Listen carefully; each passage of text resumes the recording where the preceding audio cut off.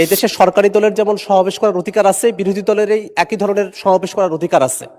এবং সেই অধিকারের জায়গা থেকেই জুলাই মাসকে কেন্দ্র করে জাতীয় নাগরিক পার্টি এনসিপি আমরা সারা দেশব্যাপী জুলাই পদযাত্রার কর্মসূচি ঘোষণা করেছি। গতকাল আমাদের উদ্বোধনী সেশন ছিল।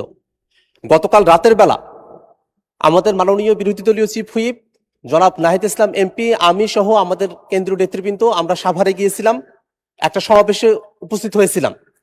অত্যন্ত দুর্ভাগ্যের বিষয়ে আমরা স্টেজে ওঠার আগেই সেখানে বিদ্যুতের লাইন কেটে দেওয়া হয়, সেখানে বিদ্যুৎ আর থাকে না। আমরা বিদ্যুতের জন্য যোগাযোগ করেছিলাম, কিন্তু কোনোভাবেই যোগাযোগ করে আমরা সমর্থ হয়ে উঠতে পারি নাই। এবং সেখানে যখন বক্তব্য চলছিল, হঠাৎই সেই সমাবেশে যারা শ্রোতারা আছেন তাদের মাঝখানে সেখানে একটা বিস্ফোরণ ঘটানো হয়, ভয়াবহ বিস্ফোরণ। এবং সেই বিস্ফোরণে অনেকেই হতাহত হন, রক্তাক্ত হন, সেখানে রক্ত ছড়িয়ে পড়ে এবং তারপরে সেখানে ধোঁয়া উঠে যায় এবং আমাদের ওখানে যারা শ্রোতারা ছিলেন তারা ছত্রভঙ্গ হয়ে পড়েন। আমরা সমাবেশ সংক্ষিপ্ত করে আমরা থানায় গিয়েছিলাম। মাননীয় স্পিকার, আমরা যখন বিরোধী দলে আমরা যারা আছি, এই সমাবেশ করার অধিকার সংবিধান আমাদেরকে দিয়েছে, এটা গণতান্ত্রিক অধিকার। সেই সমাবেশের সময়টাতে কেন বিদ্যুৎ থাকবে না, বিদ্যুৎ কেন নিয়ে যাওয়া হলো, সেই বিষয়টাতে আমরা সরকারি দলের কাছে আমরা একটা জবাব দিতে চাই মাননীয় স্পিকার। পাশাপাশি আমরা যখনই জুলাইকে নিয়ে কোনো প্রসঙ্গ নিয়ে আসি, জুলাইকে নিয়ে যখনই আমরা কোনো আন্দোলন সংগ্রাম বা কোনো প্রোগ্রামের কর্মসূচি আমরা ঘোষণা করি, সেই সময়টাতেই নানাভাবে আমাদেরকে বাধাগ্রস্ত করার চেষ্টা করা হয়।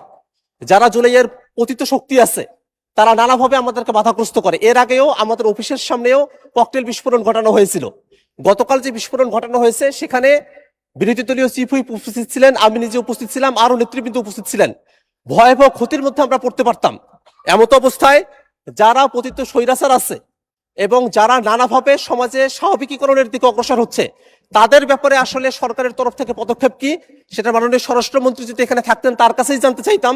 কিন্তু যেহেতু মাননীয় স্বরাষ্ট্রমন্ত্রী এখানে উপস্থিত নেই, এই কারণে আপনার মাধ্যমে সরকারের কাছ থেকে আমরা জানতে চাই যে কেন বিদ্যুতের লাইন বন্ধ থাকলো সেই সময়টাতে, এবং এই যে বিভিন্ন জায়গায় দুষ্কৃতিকারী যারা আছে, এই অপরাধীরা এবং বিস্ফোরণকারীরা যে বিস্ফোরণ ঘটানোর সুযোগ পাচ্ছে, তাদের বিপক্ষে আইনগত কোনো ব্যবস্থা গ্রহণ করা হবে কিনা এবং আমাদের নির্বিঘ্ন সভা সমাবেশ করার অধিকার নিশ্চিত করা হবে কিনা, সেটা আপনার মাধ্যমে এই সংসদের কাছ থেকে আমরা জানতে চাই মাননীয় স্পিকার। আমাদের মাননীয় সংসদ সদস্য আক্তার হোসেন যে বিষয়টার অবতারণা করেছেন, নিশ্চিতভাবেই সেটা অত্যন্ত গুরুত্ব সহকারে আমরা দেখছি।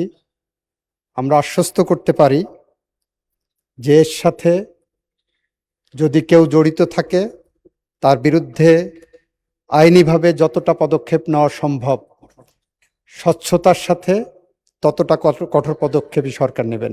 আপনাকে ধন্যবাদ মাননীয় স্পিকার। খবরের কাগজ, নিখাদ, নির্ভীক, নিরপেক্ষ।